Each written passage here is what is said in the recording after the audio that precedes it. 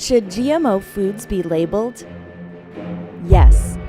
Here are the top 5 reasons why.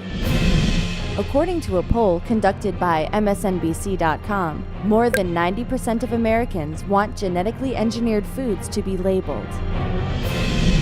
64 countries from regions around the globe are already accurately labeling GMOs. These nations support their citizens' right to know what's in their food. 6 different studies have proven that GMO labeling will not increase food costs.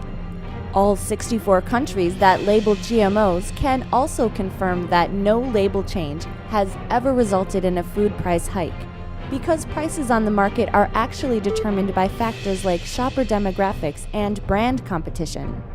The Grocery Manufacturers Association, or the GMA, launched a quick response code program to promote their GMO transparency campaign. These QR codes printed on food labels direct you to a specific website that provides further details about the product, a new promo, or other marketing ploys. Were prices affected by this campaign? No. So was it really a GMO transparency campaign? Of course not. How can printing 4 more words on a food label allegedly raise the annual food cost by $500 per family when printing sophisticated QR codes and maintaining a website do not? The GMA claims to be the voice of more than 300 businesses in the consumer packaged goods industry and closely related fields. Yet it is nothing but a front group for junk food and biotech companies whose main goal is to stop GMO labeling at all costs in favor of profits.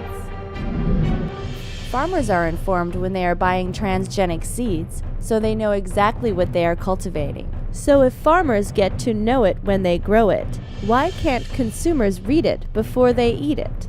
Proper species identification is truthful labeling. Historically, hybrid foods created through traditional hybridization techniques have been differentiated from traditional foods. Tangelos, a hybrid cross between tangerine and pomelo, are not sold as tangerines because they're not regular tangerines.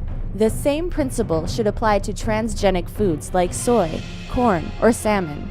Traditional foods are what people expect as the norm. Anything different from the norm should be labeled. GMOs should be labeled. An example of a major food fraud is passing off cheap fish as a more expensive variety by fraudulently mislabeling it. Even if it'll taste and feel the same to some consumers, this is still wrong and should absolutely be illegal. But do you know what's worse? Shopping for salmon, but ending up with GMO salmon instead. Why call it salmon instead of sealman? Intentionally depriving consumers of the right to know what they're buying and putting into their mouths, especially when it's something as novel as these transgenic organisms, is an obviously devious act. Any law that prevents GMO labeling simply legalizes fraud.